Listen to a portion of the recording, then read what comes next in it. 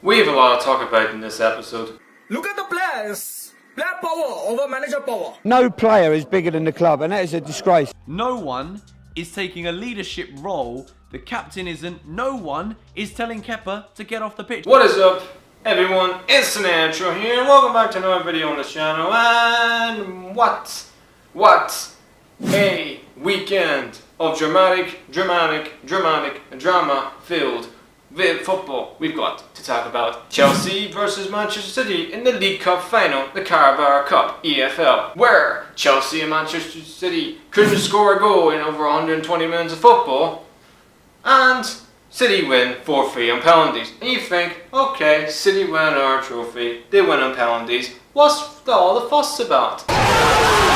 Kepa Arrizabalaga follows a good idea to literally ignore what a manager forced him to get off the damn pitch. If your number is up on the godforsaken substitution electronic board, you're off the fucking pitch. Simple as that. They Chelsea don't care about Sarri. Sarri is getting criticised by every single pundit, every journalist, all the players, even his own fans are criticising him, saying Sarri blows fucking shit. The fact of the matter is, he doesn't need this, Sarri. He's trying to win a trophy for Chelsea, to win his first major trophy as a manager.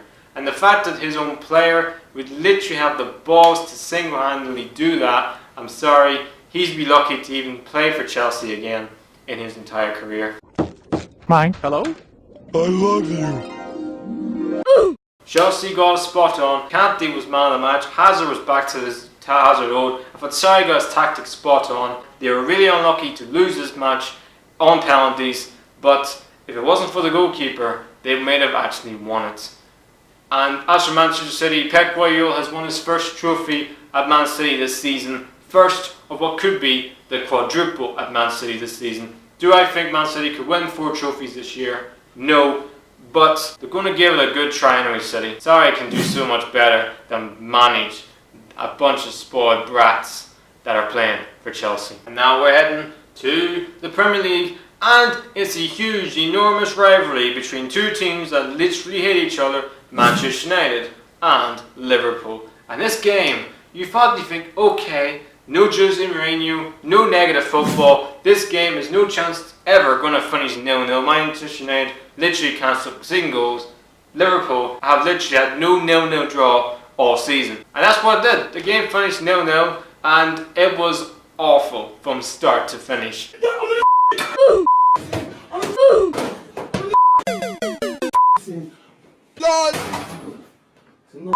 The game lacked any quality whatsoever. The only thing to talk about in this match was the fact that Manchester United had to make 3 substitutions in the first half an hour.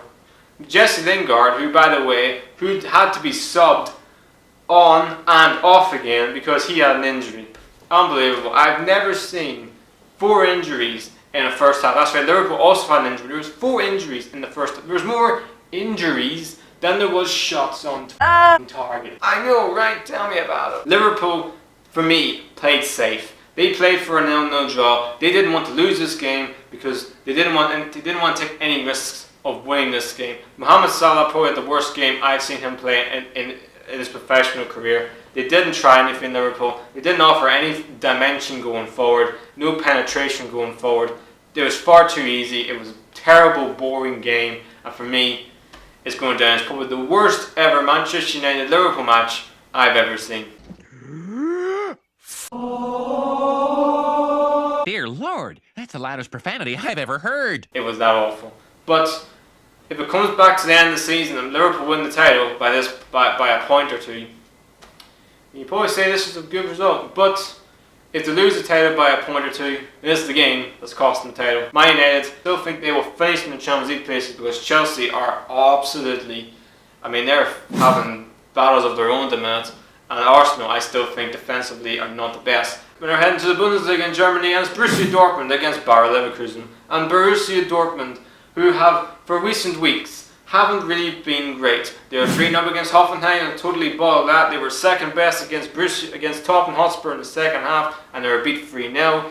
Yes, they've had major injuries. Against Nuremberg, they lacked anything going forward, but against Leverkusen, they were back to the old Dortmund again. I thought Jadon Sancho, I'm running out of superlatives for this youngster. He scored a thunderous f***ing goal. That goal and that technique is absolutely outstanding.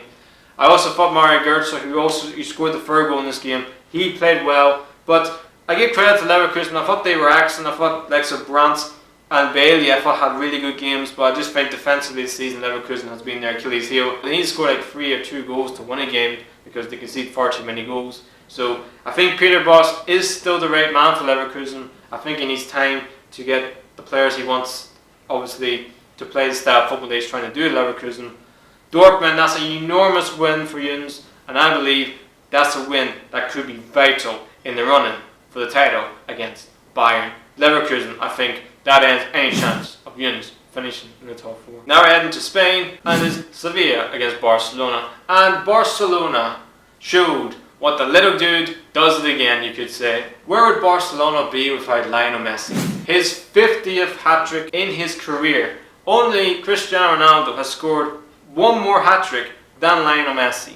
Quite astonishing, really, the fact that Messi and Ronaldo have both scored over 100 hat-tricks in their career. That's why he's the GOAT! That's incredible. God damn, wow. But I thought Sevilla played really well. They did take the lead in this game, Sevilla, but Messi showed what Messi is all about. We're never going to see another player like that again. We're just a privilege to watch one of the greatest players to ever kick a ball. Good win for Barcelona. So Sevilla need out to win in form, or they may slip further down the table. Now we're heading to France in Ligue 1, and it's Monaco against Lyon. And Monaco are now starting to get momentum going. I think that's 5 wins since the start of the year.